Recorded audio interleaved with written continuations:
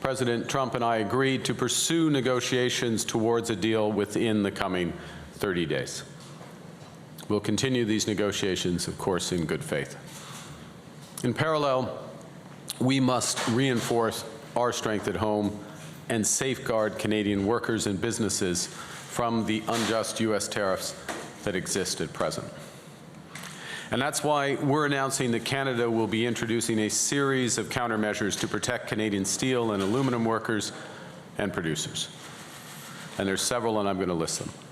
First, Canada will adjust its existing counter-tariffs on U.S. steel and aluminum products on the 21st of July, at the end of that 30-day period, in other words. We're going to adjust them to levels consistent with the progress that's made at that point on the broader trading arrangements with the United States. Secondly, we will implement reciprocal procurement rules, ensuring that only Canadian producers and producers from trading partners that provide Canada with tariff-free reciprocal access through trade agreements can compete for federal government procurement of steel and aluminum. Troisièmement, the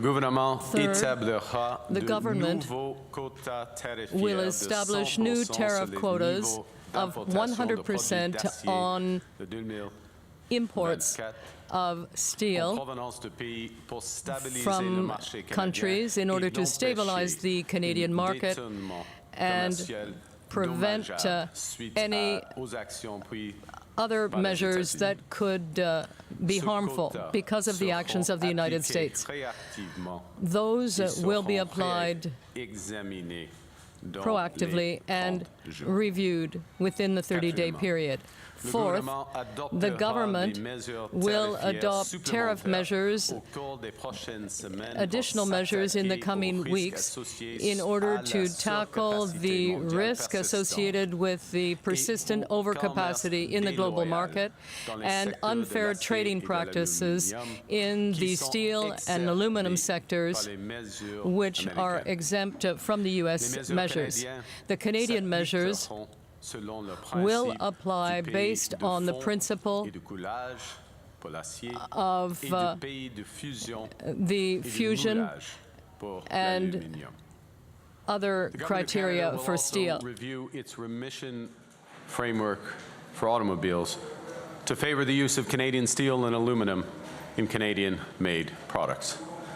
And finally, we're creating two government stakeholder task forces, one for steel, one for aluminum, to monitor trade and market trends and to better support government decision-making and workers going forward.